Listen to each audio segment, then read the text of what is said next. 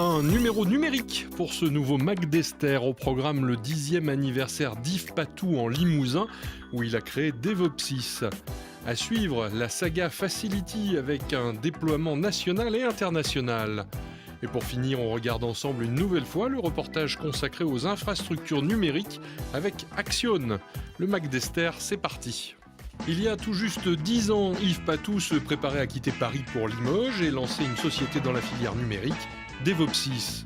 Le métier de l'entreprise était de développer des systèmes de téléphonie d'entreprise sur la base d'un logiciel dit libre. Assez vite, la société se positionne sur un marché plus prometteur et devient fournisseur d'accès Internet. Une entreprise, elle doit trouver son marché. Sur le marché du développement des systèmes téléphoniques, DevOpsys n'a pas trouvé sa place.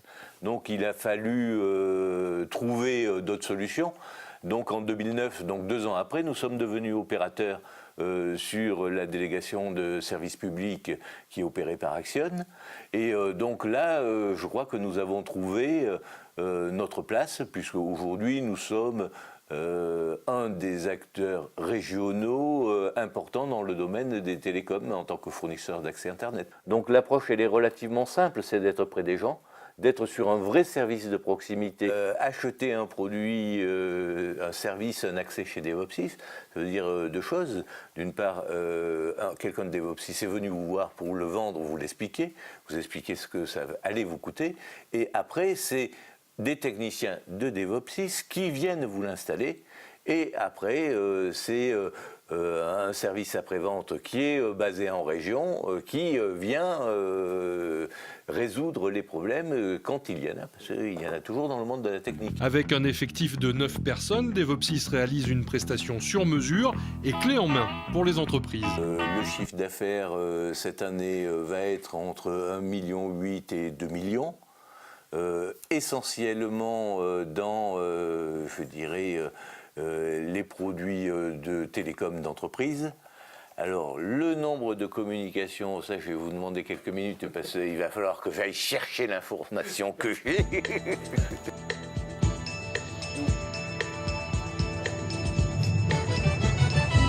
Donc 3 kilos, ça fait 3 millions de minutes. Hein.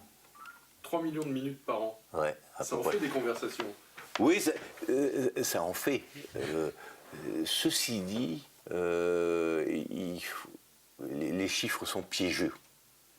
C'est-à-dire que, entre guillemets, c'est pas si énorme que ça. Installé en 2007 dans la plus petite région de France en population, DevOpsys est désormais dans la plus grande région géographiquement. Si on veut cultiver les mêmes valeurs, on n'ira pas tout de suite à Biarritz.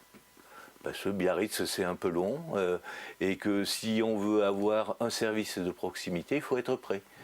Le service de proximité, je vais vous expliquer comment on le décline sur la région de Brive. La région de Brive, on a une agence et on a un technicien qui est sur place parce qu'on a une activité qui le justifie. Donc la proximité, c'est de ne pas être loin. Donc Biarritz, c'est pas pour demain. Après, on s'en approche. On a cette volonté d'aller. On a un modèle économique qui nous permet d'aller dans d'autres départements. Mais ça ne se fera pas simplement en le décrétant. Facility est une solution d'accessibilité au support Internet paramétré pour 16 types de handicap. 250 clients avec pour certains plusieurs sites web, près de 80 000 profils créés. Le déploiement de Facility suit son petit bonhomme de chemin numérique. Le déploiement est plutôt pas mal engagé aujourd'hui sur la partie nationale en tout cas. De grands groupes commencent à adhérer à cette solution. Il a fallu les convaincre parce qu'on est sur une technologie nouvelle, une approche différentes également. On sort de la norme et de réponse à la norme pour aller uniquement vers de l'usage, et ça c'est ce qui est important. Donc les grands groupes qu'il a fallu convaincre commencent à adhérer. Des très grandes marques, des très grandes marques nationales également nous font confiance. S'il y a un mimétisme, parce qu'un organisme bancaire, assurance, décide de s'équiper, son confrère va vouloir le faire, sinon il va prendre un retard, en tout cas sur l'accompagnement de ses usagers. Parmi les utilisateurs de Facility, la Banque Populaire qui s'est intéressée tout d'abord à ce que faisait son client, l'agence IT. Et lors d'une rencontre, j'ai réalisé que la solution Facility était vraiment quelque chose d'extrêmement novateur et très intéressant pour mettre à disposition de nos clients. Il n'y avait pas un besoin forcément identifié, mais quand on voit une solution extrêmement simple et que l'on sait que 20% de la population est touchée par les 16 handicaps couverts par la solution Facility, on se dit que c'est un plus par rapport à nos concurrents et un plus pour accompagner l'ensemble des clients touchés par ces pathologies. On a profité de l'occasion pour présenter un trophée de l'innovation au niveau du groupe qu'on a remporté sur le vote des collaborateurs. Et grâce à la prime que nous avons eue sur ce trophée innovation, on a assumé la charge du déploiement de la solution Facility sur l'ensemble des banques populaires. Donc désormais, toutes les banques populaires offrent la solution Facility à leurs clients. Communiquer sur le dispositif Facility n'est pas une chose aisée, il faut intervenir quasiment client par client pour compléter une communication de masse. Et c'est assez difficile pour une personne qui est touchée par un handicap déjà d'en parler, de mettre en avant qu'elle a un besoin particulier. Donc on est obligé de faire des communications un peu plus larges, expliquant qu'on offre ces solutions sans forcément avoir une cible à toucher. Donc ce n'est pas des communications traditionnelles comme on a l'habitude de les mener. Je crois que pour réussir à atteindre toutes les populations, il faut qu'on passe sur le lien humain, c'est-à-dire que nos collaborateurs qui sont en contact de leurs clients et qui sont utilisateurs de la solution eux aussi, puissent la promouvoir et la présenter à nos Après clients. l'Europe et l'Amérique du Nord, Facility va engager des démarches au Japon. Le pays est confronté à une population vieillissante importante, mais très connectée.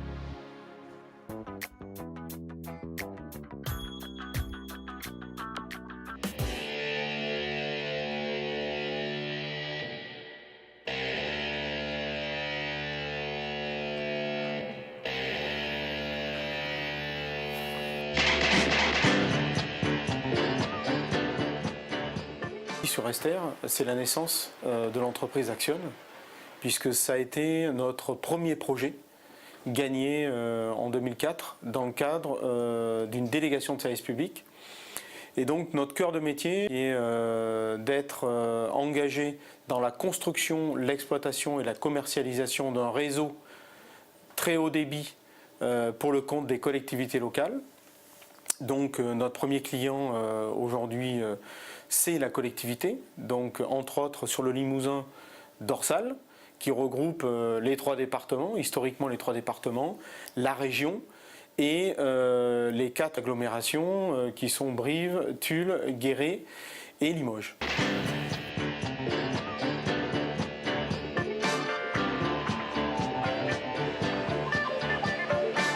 Notre cœur de métier, c'est aussi de faire venir sur une infrastructure publique neutre l'ensemble des opérateurs qui ne venaient pas sur ces territoires, tout simplement parce qu'il n'y avait pas d'équilibre économique entre les zones rentables et les zones pas rentables. Donc ça, en 2004, on était quand même, à l'époque, dans le contrat, c'était 1 mégabit pour tous. Et on voit qu'aujourd'hui, le standard, on est plutôt sur du 20, voire du 100 mégabits. Donc les choses ont évolué.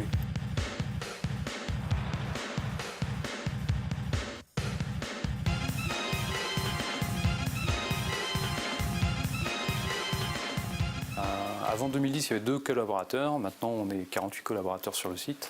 Avec des recrutements qui se sont faits localement, hein. C'est que des recrutements locaux, donc c'est de la manœuvre locale, avec de l'insertion, des intérimaires. En pleine charge, quand on a été au moment de la construction de ce réseau, c'est-à-dire 2005-2007, il y a eu jusqu'à 600 personnes qui ont travaillé sur ce projet, dans la construction et l'établissement de ce réseau multitechnologie.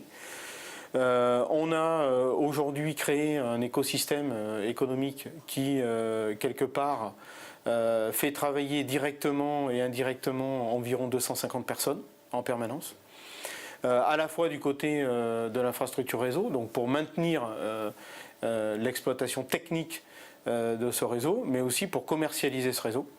Et on a aussi tous les acteurs et opérateurs locaux qui sont basés en Limousin, qui n'existaient pas quand on est arrivé, et qui aujourd'hui créent de l'emploi et en développent. Donc on gère le déploiement par exemple du SDAN sur le Limousin, on s'occupe du génie civil, on déploie en main propre tout ce qui est fibre optique.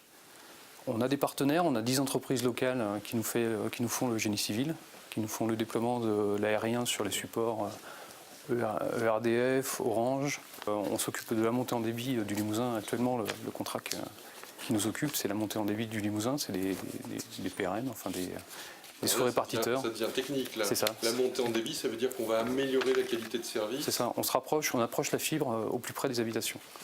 Voilà. Après, nos clients, c'est oui, toutes les collectivités, on fait de l'extension Wi-Fi.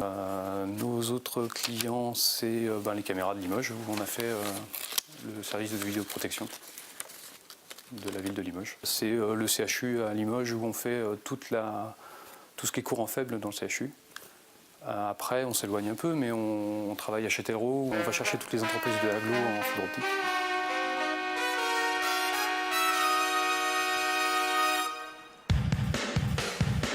On lance un plan spécifique pour raccorder les entreprises sur les zones d'activité de l'agglomération de Limoges au réseau public dans l'objectif de dire, c'est très simple, on a un coût d'accès d'abonnement très bas proposé au catalogue de services Dorsal Action Limousin et la collectivité, l'agglomération, finance en lien avec des fonds de la région, du département et de l'agglomération, le coût de raccordement à ces entreprises de façon à ce qu'elles puissent bénéficier des conditions tarifaires acceptables et surtout qu'elles soient dans une dynamique de la French Tech aussi, puisqu'on a aussi ce dispositif dont on a été partenaire, de façon à mettre tout le monde dans le même sens.